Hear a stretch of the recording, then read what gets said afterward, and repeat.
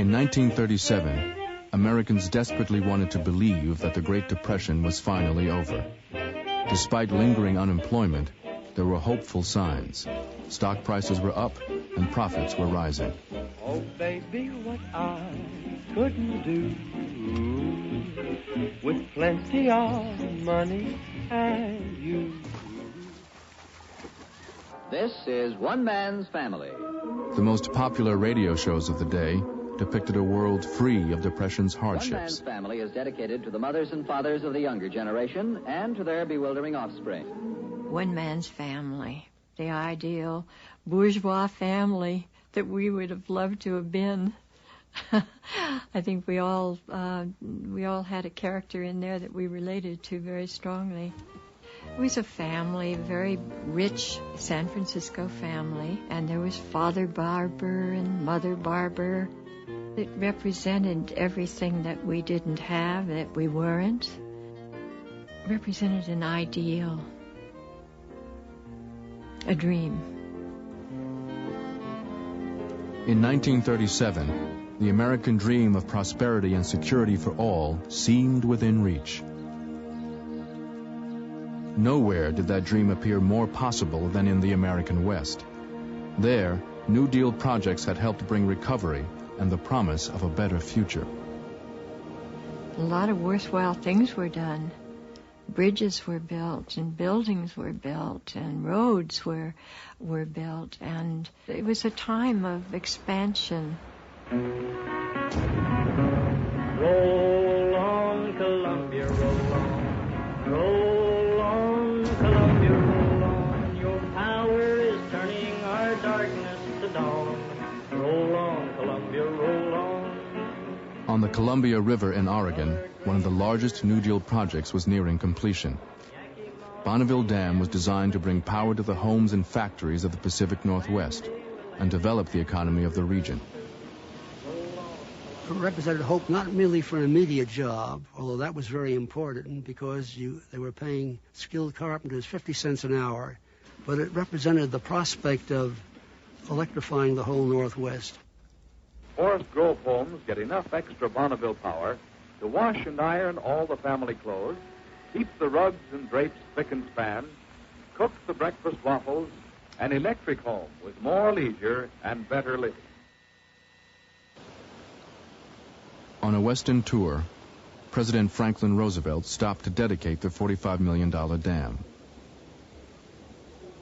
I cannot help the thought that instead of spending, as some nations do, half their national income in piling up armaments and more armaments for purposes of war, we in America are wiser in using our wealth on projects like this, which will give us more wealth, better living, and greater happiness for our children. Even as Roosevelt celebrated America's accomplishments, he was aware that projects like Bonneville had come at a high price. Critics attacked him for running the government deeply into debt.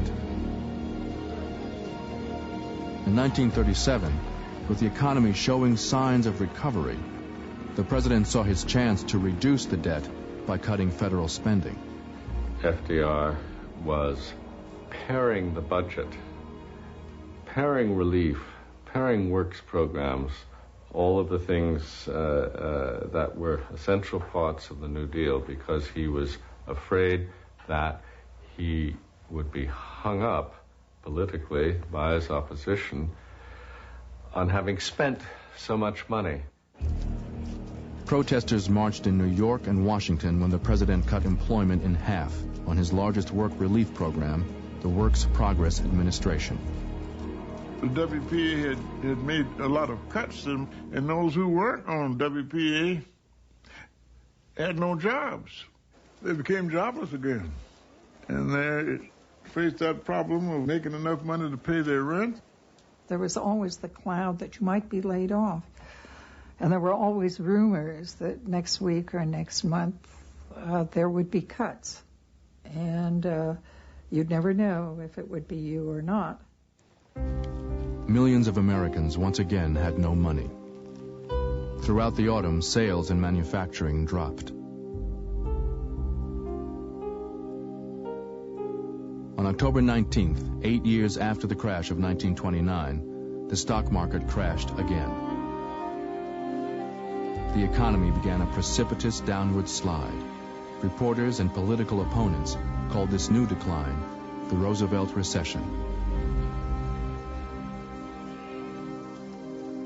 The economy fell faster than in 1929. Within a few months, it was back into the same level of depression, practically, that it was when FDR took office, as if nothing had been done.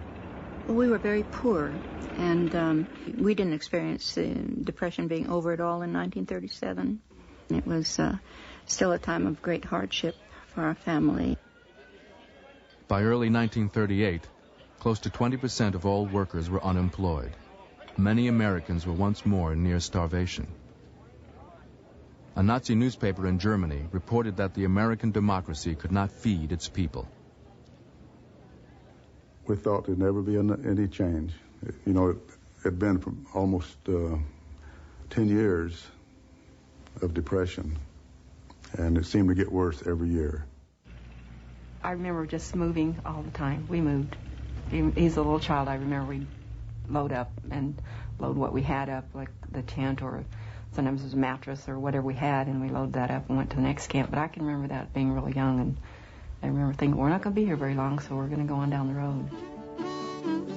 By the end of the decade, close to 1 million Americans in search of a better life had moved west to California. Lots of folks back east, this say's leaving home every day and beating the hot old dusty way to the California line. Across the desert sands they roll, trying to get out of the old dust bowl. They think they're going to a sugar bowl, but here's what they find. There's no use going any further into California, boys. Too tough down there. There's too many people out of work. And the Relief Administration won't do anything for you. Isn't this a free country? You're violating the laws by coming in here. Vagrancy laws. Laws of being on these train property. During the Depression, more than half the states had laws to keep out the unemployed. In California, police closed the border for 6 weeks. So they'd stop at the state line and ask them how much money do they have. Well, very few of them had anything much. And if they didn't have $10, they said, well, you can't come in California. For a time, some people thought if we just met these people at the border and convinced them that California was not the place to come, they'd turn back. But that wasn't a very practical solution. Public outcry had ended the border blockade, but efforts to exclude poor migrants continued. As the Roosevelt recession deepened in 1938, Californians blamed the newcomers for taking their jobs. Cars were lined up at the border. These guys were accompanied by two or three big burly officers. And they would look in your car and says, you won't work. How many's in your family? We were held up 4 days right there before they let us pass over. In one situation that I recall, the Board of Supervisors of the upper county sent a note to the supervisors in the lower county that if these people, these migratory people, try to cross the border, they'll be met with shotguns. The local people really didn't welcome you because you weren't a taxpayer. Looking back, now I understand it, but I didn't understand it as a child. People had to go into town, and they were broke, they were hungry, they tried to find work. And we've had the police to escort us out the edge of town, says, we don't want you in this town. And a lot of the people in the businesses called us filthy scum, dirty, rotten, stinking Okies. The arrogance of the established people who were well off in California in trying to exclude these people was no different from the racial bigotry that victimized people who were not, within the majority group.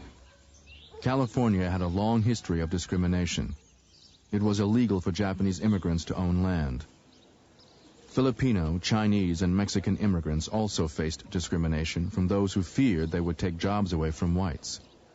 You had the Native Sons and Daughters of the Golden West, the American Legion. These were groups of people who really owned and ran cities and communities and areas up and down California. And I think their ability to, influence the legislature to pass laws that restricted the opportunities for people who were not of Caucasian descent. That was the order of the day. I worked in your orchards of peaches and prunes, slept on the ground in the light of your moon. On the edge of your city you'll see us, and then we come with the dust and we go with the wind. Photographer Dorothea Lange was hired by the federal government to document and publicize the plight of the rural poor.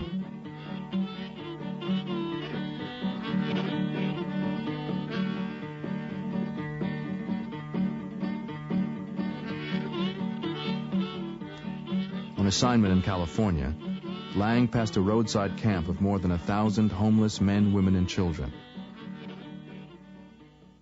She stopped to take a photograph that would become one of the best-known images of the Depression era. I didn't want to stop. Almost without realizing what I was doing, I made a U-turn on the empty highway. I saw and approached the hungry and desperate mother. She said that they'd been living on vegetables from the surrounding fields and birds that the children killed. She had just sold the tires from her car to buy food.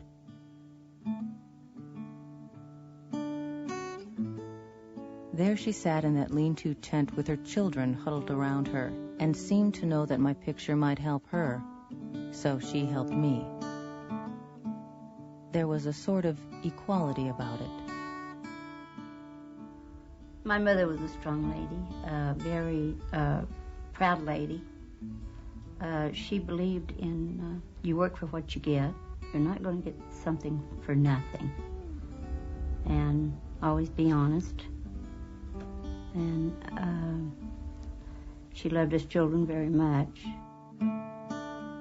I always consider my mom very, very strong. Looking at her in the pictures a lot of times, she doesn't look like a beautiful woman, but she really was. She was a very strong lady, and we really relied on that. Within days of Lange's visit, published photos of the 32-year-old widow, Florence Thompson, triggered immediate federal food aid to the hungry migrants and called national attention to conditions in California's agricultural valleys. I visited one of the first labor camps there at Bakersfield, and I heard some stories about the little children working in the fields. And I remember Bob Flaherty, the famous documentary film man, told me of a scene he had shot the day before. He says it was a girl in her sleep, about 7 years old, and she was moving her hands like this. I said, what do you mean? He says, well, she's dreaming she's picking peas.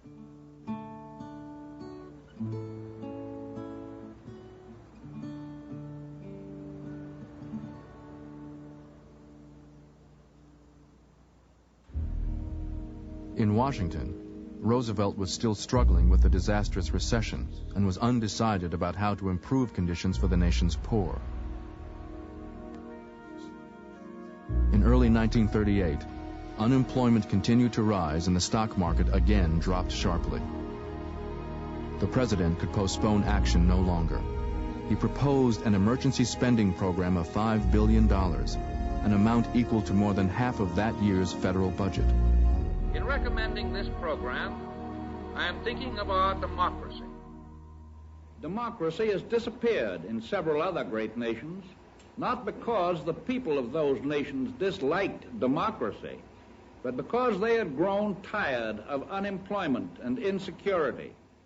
Europe was very much on the president's mind. Just weeks before, Americans had watched Hitler's troops march into Austria. Views of the World, filmed by Movietone.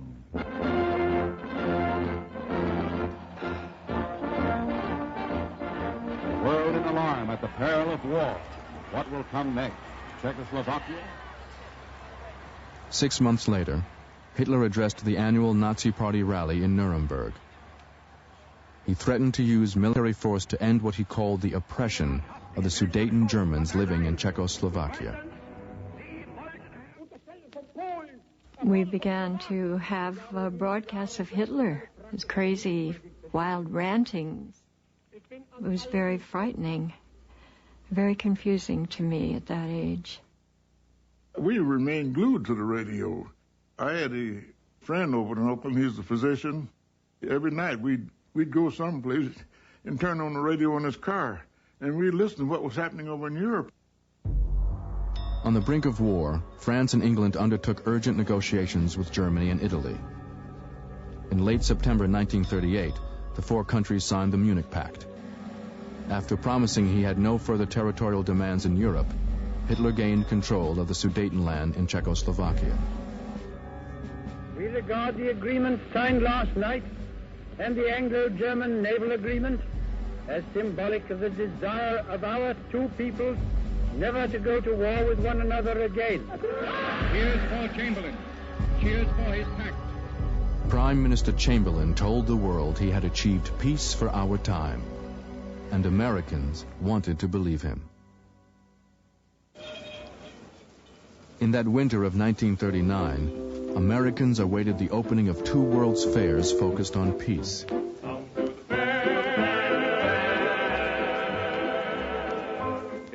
Of a new day. In New York, a 1,200-acre garbage dump in Queens was turned into what promoters called the world of tomorrow. Tell the wolf at the door that we don't want him round anymore. Better times here to stay as we live and laugh the American way. Listen one. Fair organizers promoted a future in which American know-how ended the Depression. Hail the dawn of a new day. Talk or blow, you'll see your voice projected on the screen.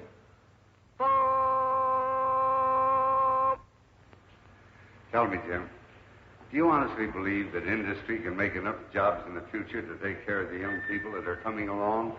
I think the problem is going to be the other way around. Industry will make so many jobs, there won't be enough people to fill them. 1, 2, 3.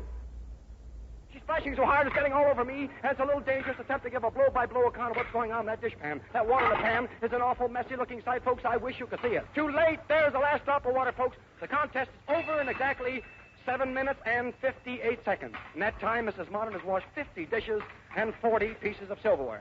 As I... Well, it's all over, Mrs. Drudge. You may as well rest now. On the West Coast, New Deal funds had built an island in the San Francisco Bay to house the Golden Gate International Exposition. Opening day drew 130,000 people to Treasure Island. It's my universe, even with my empty purse, 'cause I've got a pocket full of dreams. The fair didn't open until 9. But the Bay Bridge was filled with cars, and they were blocked up, so they hurriedly sent word to us, and we opened early, then about almost an hour, and the cars just flowed through, and the ferry boats were just filled with people because they could come over from San Francisco for a dime.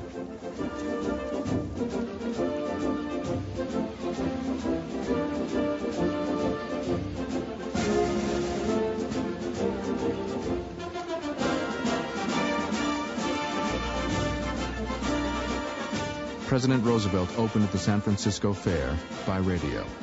The maintenance of peace in the Western Hemisphere must be the first concern of all Americans. By setting an example of international solidarity, we may keep faith alive in the heart of anxious and troubled humanity. The pavilions of 26 nations welcomed visitors.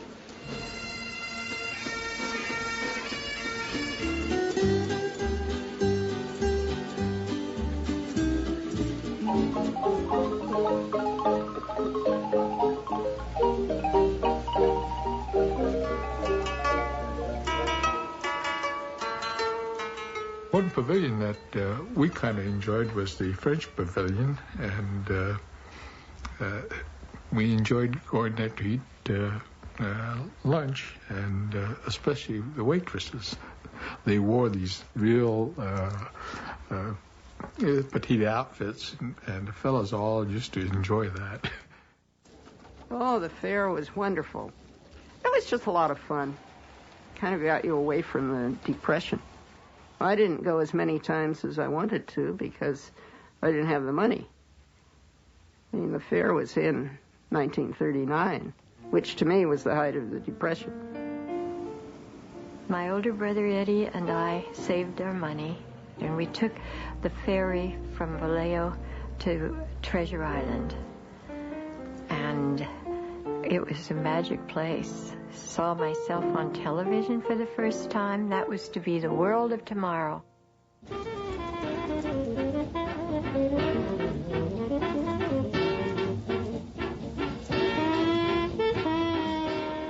Thing I remember best about it, since I'm a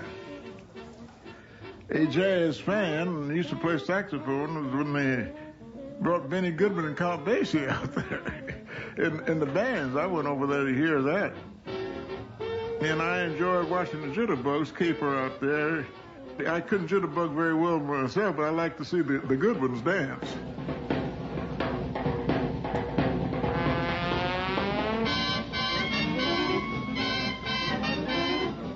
Fair organizers had hoped the event would attract 2.5 million visitors.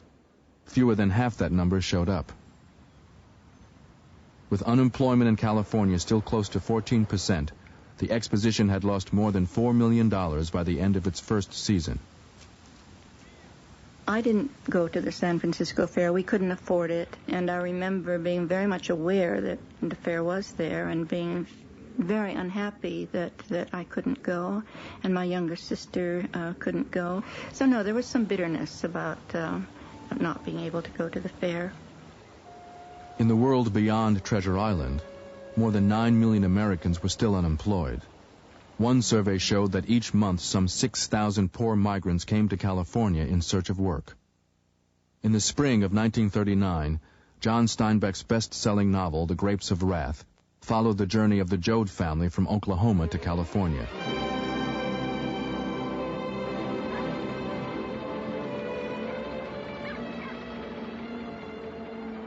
A year later, a movie based on the novel was a box office hit. I remember when The Grapes of Wrath, the movie came out, and we went to the movie together. And I remember the hooting done by the audience.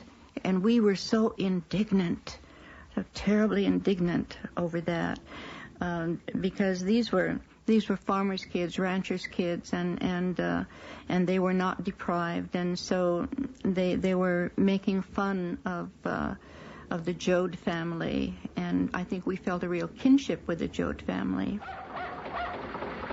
Sure don't look none too prosperous. Can you go somewhere else? Want a gallon of gas?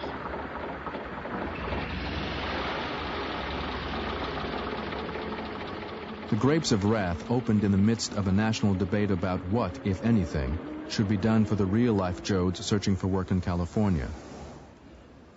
Federal camps for migrant workers housed a small percentage of those in need. Eleanor Roosevelt spent 5 days on a fact-finding tour of the camps.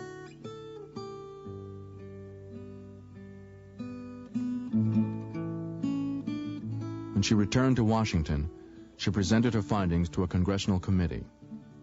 The people, all of them, young and old, are deteriorating in health. Nobody gets proper care for the eyes or the teeth or malnutrition, bad nutrition, lack of change of diet, that sort of thing, has a permanent effect on all the people, and particularly on the children. After a decade of economic crisis, it seemed that America had become bored with the poor.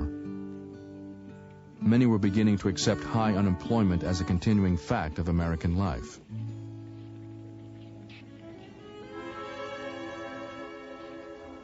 On September 1st, 1939, war news interrupted the beginning of America's Labor Day weekend.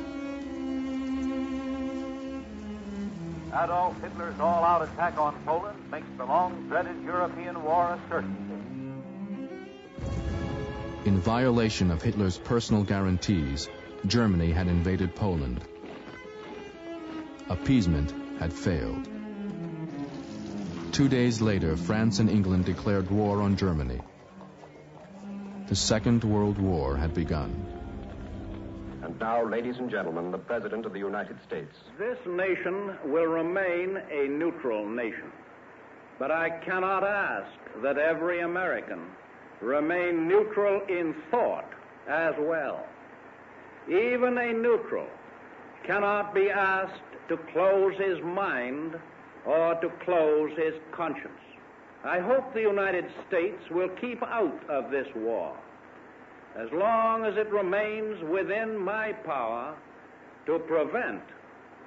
There will be no blackout of peace in the United States. Throughout the spring of 1940, news reports told of Hitler's advance across Europe.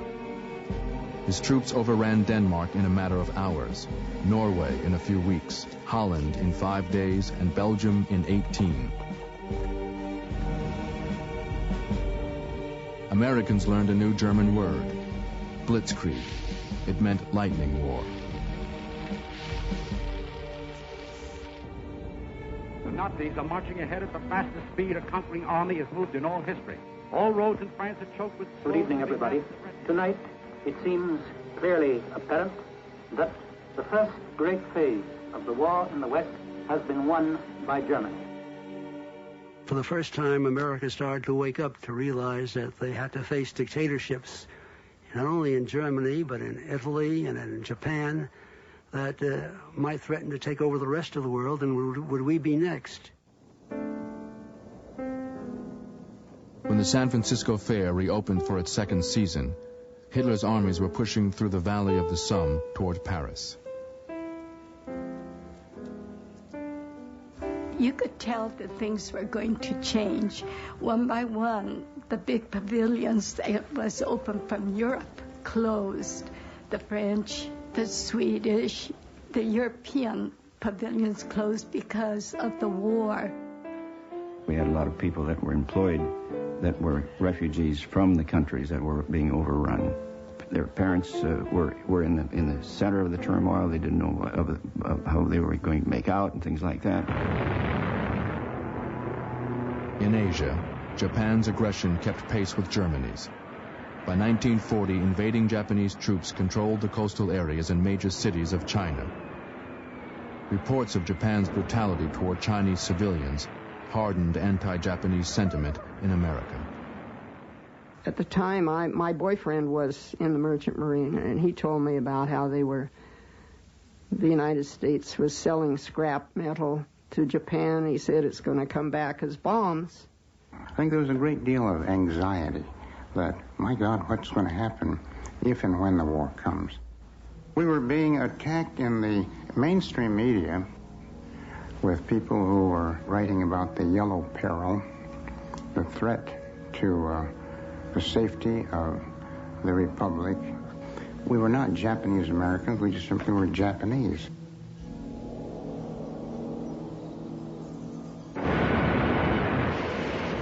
In May 1940, the Nazis began bombing British cities.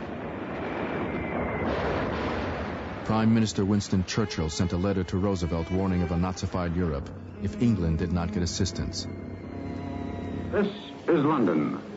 Screaming bombs were dropped as well as fire bombs on the London area. A month later, France fell. U.S. military experts predicted the defeat of Great Britain.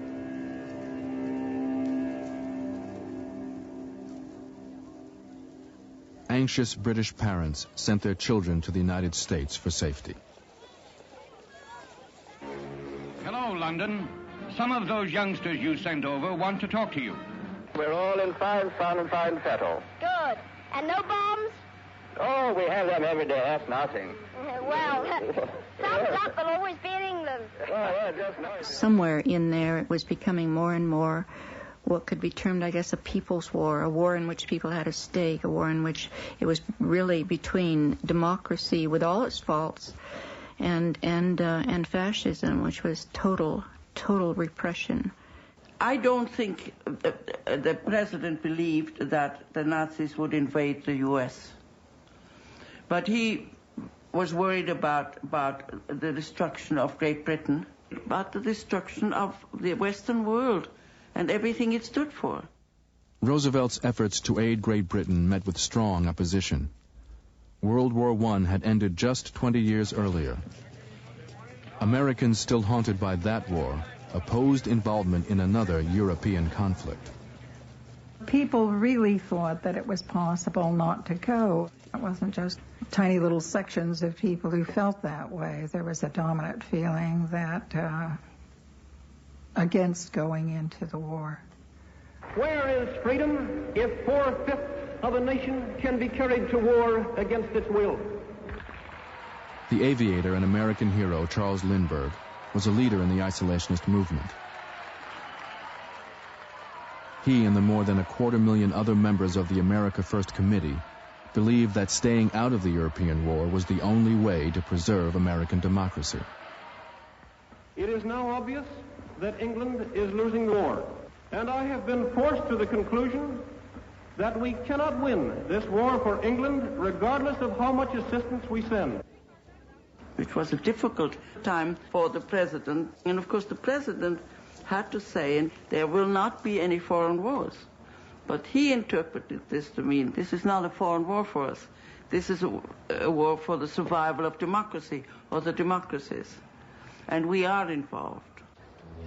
On September 3rd, Roosevelt announced a plan to provide England with 50 destroyers. Isolationists called it an act of war.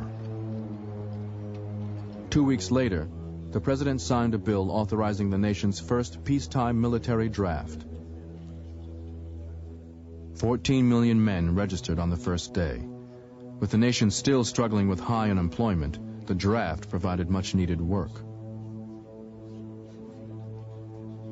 Among the new recruits, 40% were rejected for poor health, a legacy of a decade of hard times. As war engulfed Europe and Asia at the end of September 1940, the Golden Gate International Exposition closed its doors for the last time. One of the writers said that he took the last ferry boat back when they were turning out the lights, and he said that we were no longer young.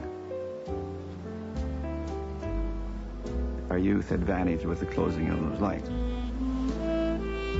Well, when I think of Treasure Island, I think that it was the last perfect time of my life. 5 months later, workers began converting Treasure Island into a naval base.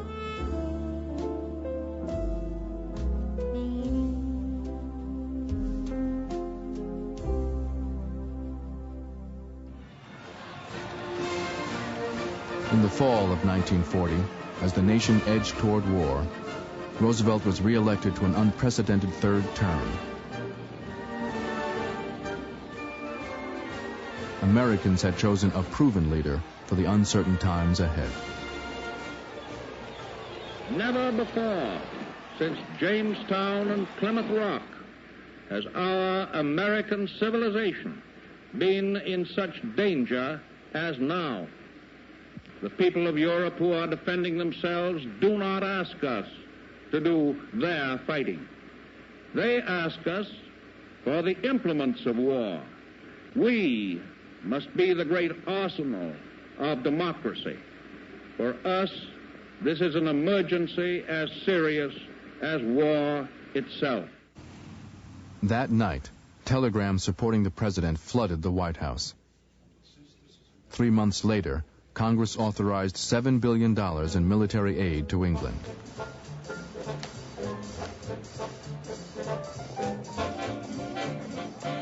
As war industries tooled up, Americans began to go back to work. Thousands of poor migrants in California found jobs.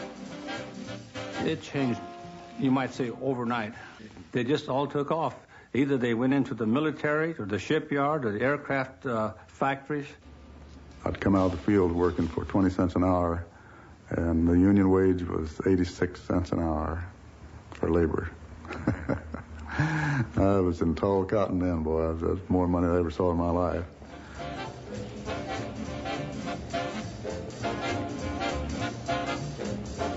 It was hard getting jobs in the shipyards and the growing airplane industry. The only jobs you could get was just as common labor. If you had skills, like if you were a plumber or an electrician or something, they wouldn't give you a job. Unemployment picture was very bad among blacks, far worse than it was for whites. 40% of the blacks were unemployed. A federal government survey found that more than half of all defense jobs were closed to blacks. The labor leader A. Philip Randolph believed the new infusion of government funds meant the president could take action on job discrimination. In a call for action, he wrote, "We are fighting for the right to work, for the right to live. Let the Negro masses march forward, preaching the gospel of justice, freedom, and democracy." I think the whole strategy on Randolph's and the other leaders' part was to impress the president of the nation that we had some power. Randolph threatened to lead 100,000 black men and women in a march on Washington unless the president acted. I think the very thought of blacks marching on Pennsylvania Avenue frightened FDR a little bit, because there are all sorts of things might have happened, you know. It could have gotten out of hand. There could have been riots on the streets. I think that's what Roosevelt was looking at. And he didn't want that to happen, and we were supposed to be the capital of democracy. His worry was that the other groups would perhaps interfere. There'd be bickering along the parade line and so forth on. That's what he was afraid of. Despite several requests from the president, Randolph refused to cancel. Just 6 days before the scheduled march, it was the president who gave in. Roosevelt issued an executive order banning discrimination in defense industries. The first presidential order on behalf of equal rights since Lincoln's Emancipation Proclamation. I think FDR acted with great political courage at the time, although you look back upon it and it seems a rather meager and obvious step. But he was still hidebound by the dominance of the Southern Democrats in the senior positions in committees in Congress. In exchange for Roosevelt's executive order, Randolph called off the march. We felt it was a new day coming. That's what we thought. Although deep within ourselves we knew we still had a long ways to go yet. But this was a victory we achieved at this time, and then people started getting jobs. That's the most important thing.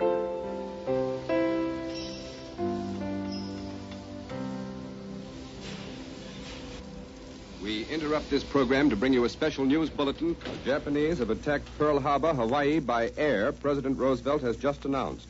The attack also was made on all naval and military activities on the principal island of Oahu. I was riding up to the Columbia River toward the dam at about 11:30, and they broke into the symphony announcement that Pearl Harbor had been attacked.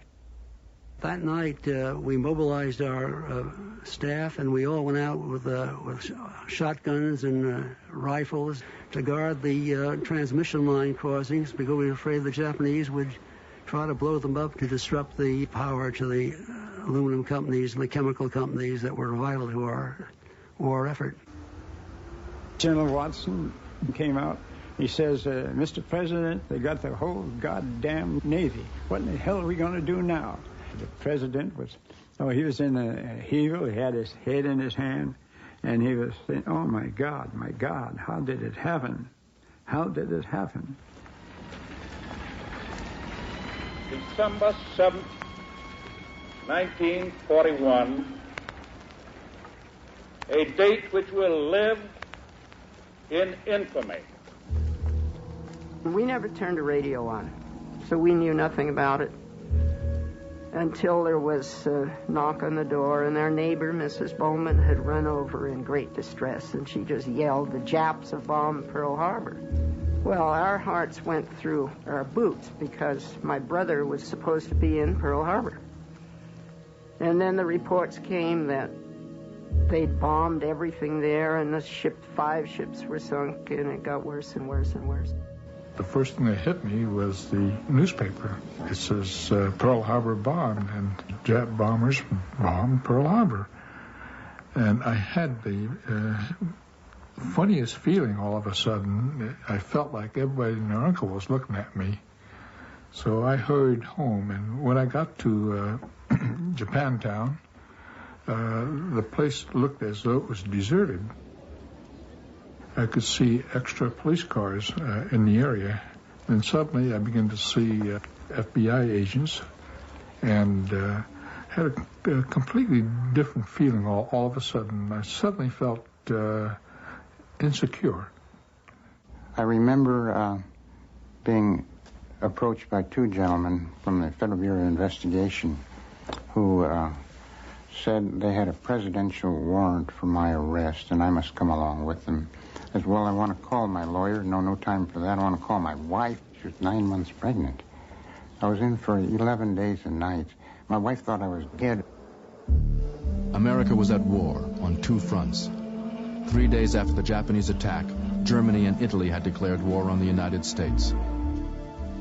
In the tense atmosphere that followed, authorities viewed Japanese Americans in California as a security risk. Many of the most prominent were arrested immediately. 2 months after Pearl Harbor, Roosevelt signed an executive order authorizing the evacuation of all persons of Japanese descent from the now vulnerable areas of the Pacific coast.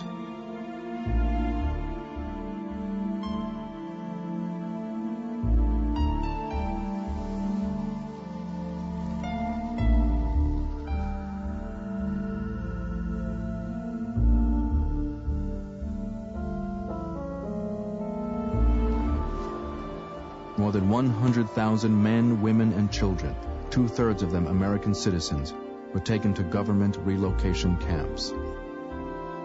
You can't understand it unless you lived through it. Now it seems like a dreadful thing to do. But we didn't know.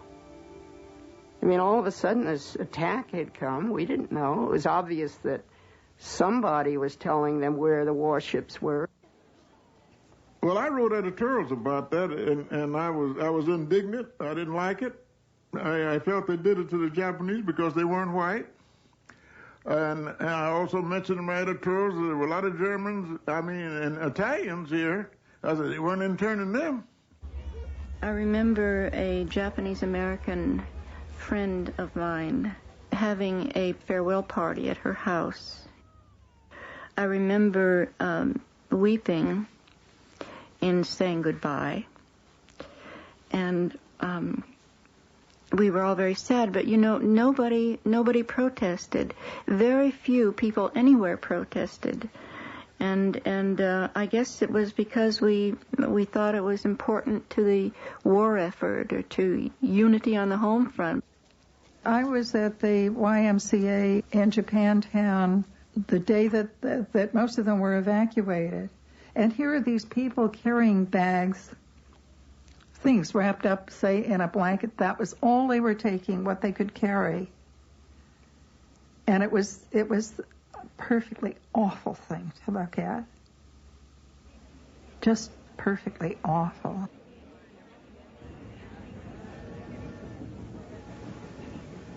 When I think of what really happened, the destruction of the Japanese community, the destruction of the family relationship, the price that was paid by the Japanese American was very high.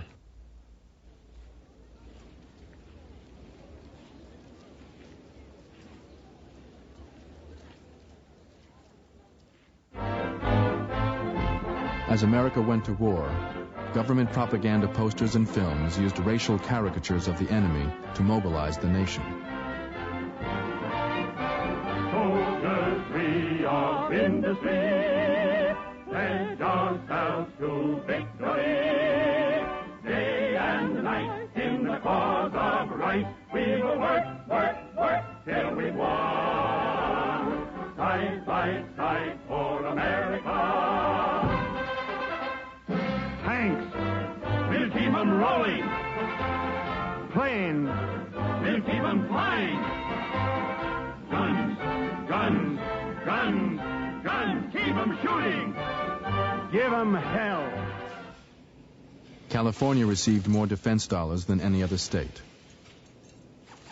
You could hear about jobs. And people started coming out here from other parts of the country. California's war industry sent recruiters across the country offering jobs and transportation expenses. With its borders once again open to the unemployed, the state gained nearly 3 million new residents. I rode the train here, and I sat on my suitcase from Shreveport to California because they had 2 coaches for colored people, as they call them. And when it got to Shreveport, they were filled.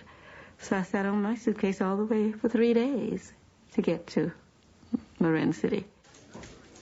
We had people from all over the country, from all walks of life. We had people who couldn't read, people who never earned any money before. They just flocked in. One of the welders on the team, he was Chinese. There was another one who was Spanish-speaking. It was a little United Nations, that crew of welders. With the military drawing men to war, nearly 5 million women joined the labor force for the first time. The men just seemed to be totally surprised, totally outraged. Their mouths dropped open, they dropped their tools, and we just, partly because we were embarrassed and partly because we didn't know how to respond, we just kept our nose to the grindstone and did our work. I definitely grew, and I felt a stronger person, a stronger female, a stronger black woman. And that has stayed with me and will forever. Lay that pistol down, babe, lay that pistol down. Pistol packing mama, lay that pistol down. Oh, drinking beer in a cabaret, was I having fun? Until one night she caught me right, now I'm on the run. Oh, lay that pistol down, baby. It gave us employment, and it gave us a pretty good salary. And my father, it gave him employment, so we were all employed. And this was a new experience to have that much money flowing through the house. It was tremendously important to have a decent wage. And it meant that my father and mother could buy a little house. And this was the first time in their lives they had been property owners. In 1943, with the federal government spending more on defense than it had ever spent on relief or public works, America finally reached full employment. Roosevelt announced that Dr. New Deal had become Dr. Win the War. The Great Depression, which had held 1/3 of a nation in poverty for more than a decade, was over. Roosevelt's New Deal had changed the country, but it was the war that brought prosperity to a generation of Americans.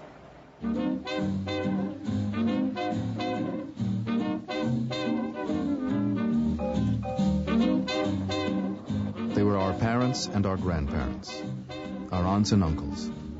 They had endured the hardest of hard times and triumphed over adversity. Being aware of the political upheaval during the 30s and struggles of our family made me aware that people don't gain anything without struggle. It laid the groundwork for the civil rights movement in the 60s. I think it did. I think blacks were moving in that direction already. One thing that the experience of the Depression taught the American people was that when they came together around common problems, they could get something. Together, they could accomplish something. During World War II, America outproduced the world. Henry Ford's Willow Run aircraft factory near Detroit was turning out a B-24 bomber every 63 minutes. In California's shipyards, Liberty ships were being launched at the rate of 2 per day. You get a sense of accomplishment because you can see before your eyes what you have done. And when a ship is welded, all of these various components are sewn together, so to speak, so that the complete hull is just one big piece of steel. Then would come that most exciting moment of all when they launched it. And there would be the usual ceremonies and the fancy ladies with their hats and the bottle of champagne and all of that kind of stuff.